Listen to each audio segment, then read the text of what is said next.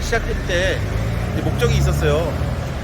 대부분의 시민들이 드론사령부가 들어오는지 안 들어오는지, 물론 SNS나 이런 걸로 통해서 많이 전파를 했지만 실질적으로 이 지역 주민들도 잘 모르시더라고요. 그래서 이거를 홍보를 하고 그다음 여론조사를 적극적으로 참여하시는 게 목적이었어요. 그래서 여론조사를 하는 날까지 1차적으로 1인 시위를 하고, 그다음 여론조사 결과가 나오면은 그 결과에 따라서 향후에 시민운동으로 발전을 시킬 건지 아니면은 할 건지에 대한 고민을 좀 그때 해봐야 될 것 같습니다.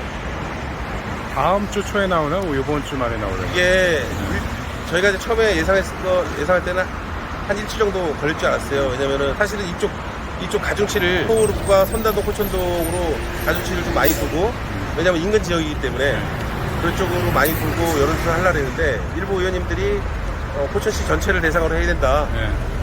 그렇게 하기로 했습니다. 그래서 이게 이제 유선전화다 보니까 연령대가 한정이 돼 있어요. 어르신들이 많이 하게끔 돼 있어요. 이거는 유선전화는. 그렇기 때문에 샘플 찾기가 힘들어요. 그래서 대면조사가 500샘플이거든요. 근데 이거는 각 지역마다 돌아다니면서 해야 되기 때문에 그 시간이 좀 오래 걸려요. 그래서 길게는 2주까지도 보고 있어요.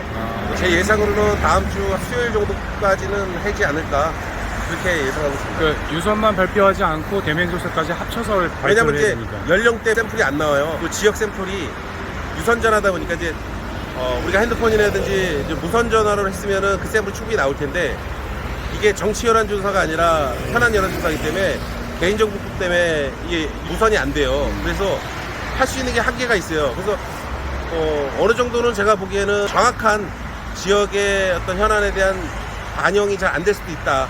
저는 왜냐면은 제가 연령대로 보면은 60대 이상은, 우리가 지금 나온 거 보면 60대 이상은 찬성하는 여론이 많아요. 근데 그 비중이 좀 많이 반영될 가능성도 있다. 정작 20, 30, 40대는 압도적으로 이 반대 여론이 많거든요. 근데 그런 분들은 유선으로 할 수가 없어요. 그런 분들은 대면을 해야 되는데 그런 것들이 좀 어려움이 있을 겁니다. 대강의 결과를 짐작할 수 있는 분위기가 있네요, 지금. 제가 보기에는 수에서 나온 그 여론조사 결과에서 많이 벗어나지 않지 않을까.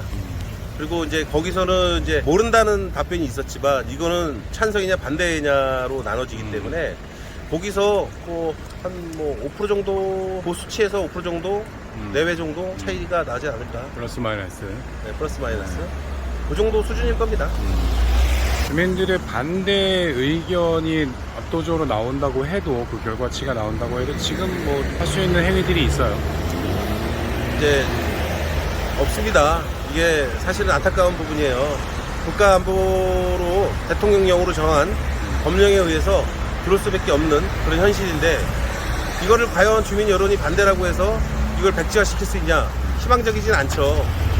하지만 그 자료를 가지고 시민들이 이렇게 반대 여론이 많으니 국방부 차원에서, 정부 차원에서 뭔가 포천 시민을 달래기 위한 뭔가를 요구할 수 있는 명분은 된다. 저는 이렇게 생각해요.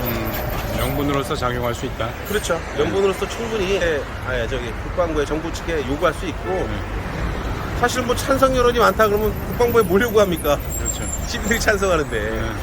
그럼 그냥 빈선 포천으로 입장에서는 빈선 뭐라 그래야 되나요? 외교도 아니고 빈선이죠.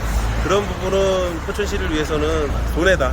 저는 그렇게 생각하고, 어쨌든 반대 여론이 많아야지만 국방부에서 받아들이는 그런 무게감, 이런 것들이 달라질 수 있다 저는 생각해요. 그렇다고 해서 이거를 보시는 분들이 무조건적으로 반대라고 얘기하는 게 아니라, 제가 누차 말했지만 합리적인 반대 논리가 있습니다. 이런 것들로 잘 이해를 하시면은 충분히 저희가 반대할 이유가 생깁니다. 알겠습니다. 네,